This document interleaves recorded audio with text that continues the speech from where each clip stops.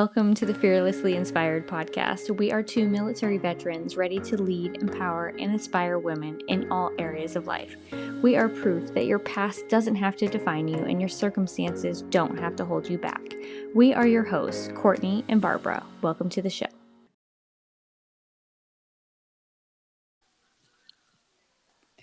Hey listeners, welcome to episode 2. We hope that you had an opportunity to listen to our introductions. Today, Courtney and I are going to talk to you about how we're dealing with uncertainties in life and business these days. So, Courtney, why don't you get us started? Hey everyone, welcome back. I want to talk to you about some questions that Barbara posed to me about 2 months ago when COVID really started ramping up.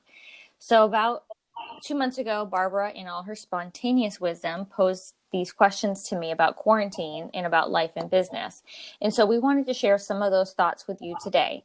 We hope that life is starting to get back to some sense of normal, but in the event that you're in some of the states like we are not experiencing, we're actually kind of going backwards a little, right?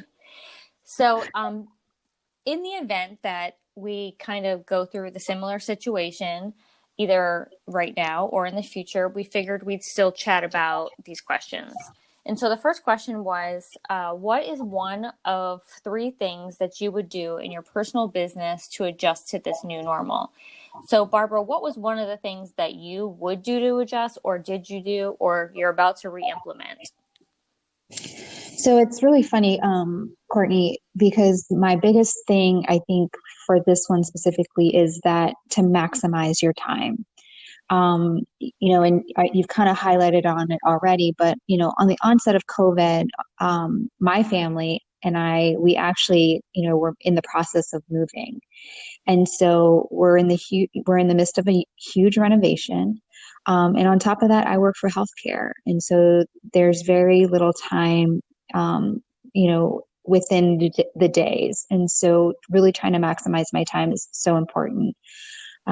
For me, family is extremely important. And for you that don't know, parenthood took me a really long time to get here. We had some struggles along the way. And so now I really try to focus on family time. And I don't really like to miss out on, opportunities with my kids and stuff like that. And so for me, the way I am able to kind of maximize and, kind of think about that is my husband is a firefighter who works 24-hour shifts. So on his shift days, I really try to plan a full day with the babes. And then I get them to bed around 8 p.m. And then from 8 to 11, I just really work on my business. For me, I'm very structured. And so throughout the week, I have a plan that I'll check off things as I go along. And then on this day that he's on shift, which I consider my biz day, I really focus on those items that I really must get done. And so, Courtney, what is one of the tips that you would implement? Well, I really think what you've implemented is really smart. And I know that we've maximized on that day as well, masterminding together and, recording podcasts and just kind of getting together and working on our biz together as well. So my tip would be time blocking, which is similar to what you're doing every third day. I would just do it every weekday. So during quarantine, I didn't formally time block, but I did sit down at the kitchen table every day because I was still teleworking and working my 9 to 5. And so between working my 9 to 5, I would work on my business. And so if you've ever done something, some of you guys might have heard of something called a power hour. And if you're familiar with that, it would be similar to that, meaning that you would just break up your day into longer increments of time instead of just an hour, right? So basically you decide which hours you're going to work on your business and then just be intentional in what you're doing during that time. I think it's important to know that being intentional means being purposeful in making sure what you're doing is aligning with your goals in both your personal and business life. And so time blocking can include working out, personal development, dealing with customer service or client issues, prospecting or recruiting, social media content planning, or anything you would do for your business. Does that make sense? I hope so. Yeah. And, honestly, your time blocking, we talk about power hour and, a lot of people I know, they do it daily.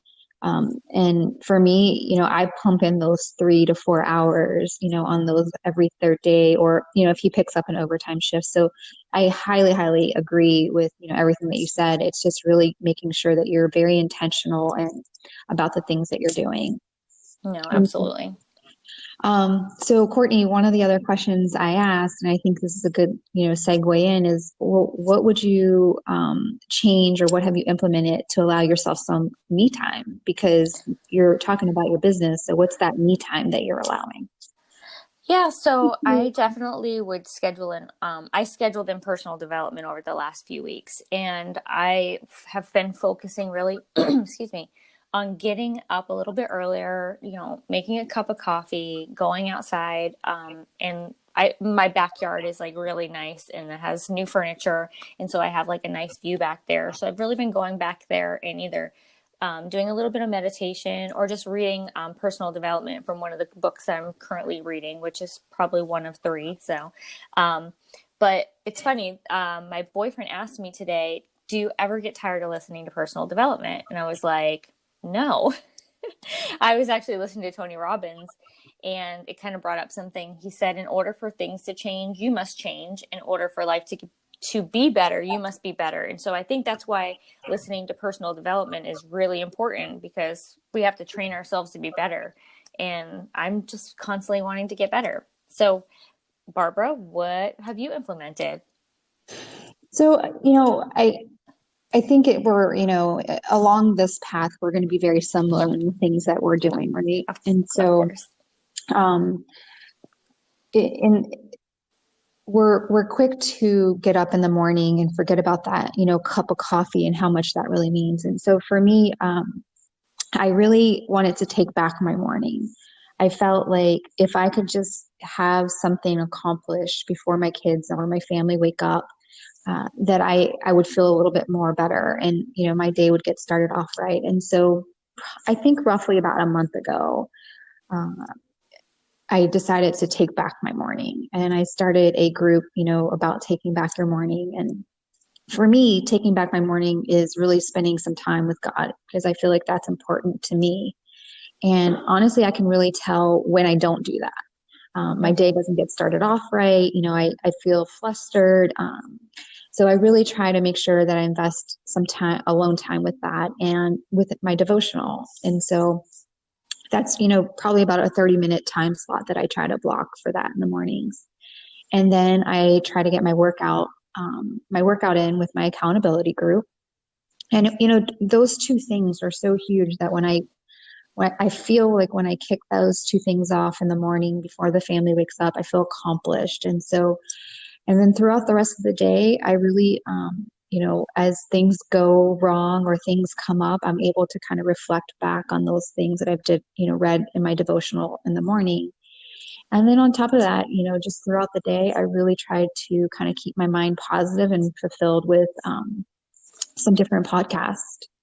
And, currently, right now, Courtney and I both were deep diving into the John Maxwell Leadership Podcast, so that we can really, become better leaders to, lead and empower, other women out there. No, So, Courtney, absolutely. And that's one of my favorite podcasts right now. There's just so much stuff that you can take away from that, and those golden nuggets are awesome. So Barbara, as a business mentor, what is one of the three things that you would recommend or suggest um, to others to continue to grow in their normal routine? So basically, how can we pour into others? What would you recommend? honestly, first of all, let's just say we'd highly recommend everything that we just talked about, all the above, right? Of Um, course. yeah. But my other, the top, when somebody asks me that, the top two things that really come to my mind is creating a space for yourself and a routine. And you've touched on routine a little bit, but just to kind of deep dive a little bit more into that, it's something that I would recommend for anyone in life or business. Routine is just one of those things that really provides you a sense of structure. It allows you to wake up with a sense of ownership, to conquer the day. When you and things I tell my people is when you have a plan in place, you're able to, check off that list. You're able to kind of feel like you've conquered a couple things, and then you can just go straight into something else because you already know what's on the list to do. And so one of the biggest things about structure is, it provides you direction. A lot of times people feel paralyzed. And so by having this structure, by having this routine in place, it gives you the ability to act instead of being paralyzed and lost on what's next or what's coming. And so with all the uncertainties that are there right now, that structure, that routine is just going to be so key for people. No, I completely agree. And I will say that having a list of things to do daily, it always helps me a lot. And when I am able to cross those things off my to-do list, like it does give that sense of accomplishment. So, and I think so I'm from a business aspect, right? So the first thing, I would suggest, and I'm going to say two things, so as well, but I would suggest first off to set business hours. So I was really bad at this when I first started my business, and I'm sure like you can even attest to this, that you know what it's like to get phone calls or text messages through the night, through the day, early in the morning from your teammates and customers. And I used to drop everything and message them back, even if it was when I was spending time with my family. And so I am still a work in progress in that. But when I say also set business hours, what I really mean is to set hours just like if you were a brick and mortar. So this shows that one, you're setting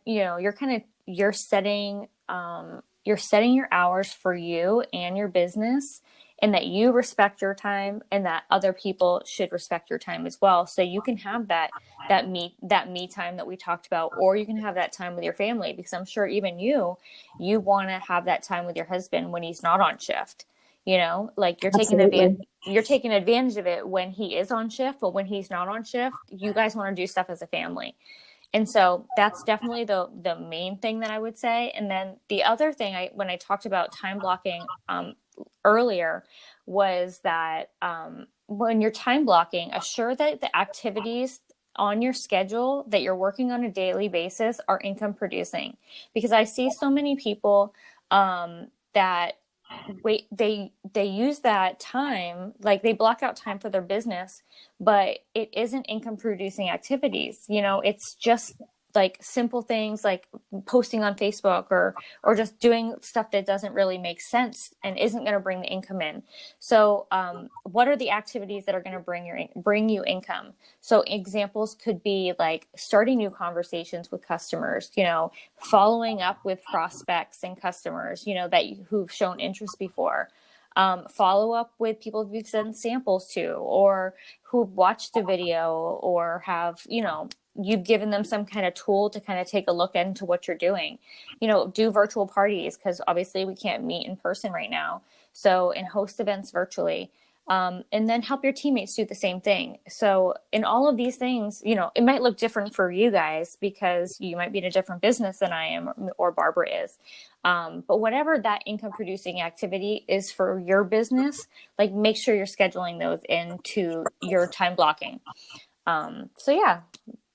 Well, and Courtney, one thing that I would even add to that is, you focused on income producing, and I would even go a little deeper into that and say, when you're time blocking, make sure that those things that you're putting on your schedule, or those tasks that you're putting on your schedule, are a part of what your end goal is. What is your desired outcome? And are those things that you're doing, those, activities, are they even a part of your, desired outcome? And so, sometimes we like, oh, I want to do this, I want to do that. And yeah, you could probably produce some income here or there, but is it also derailing you from your desired outcome? What is your big vision, and how you're going to get there? And so And maybe sometimes that's something we talk about in the future. Like I think people don't really know, even entrepreneurs and even me, because we've talked recently that I'm changing focus on what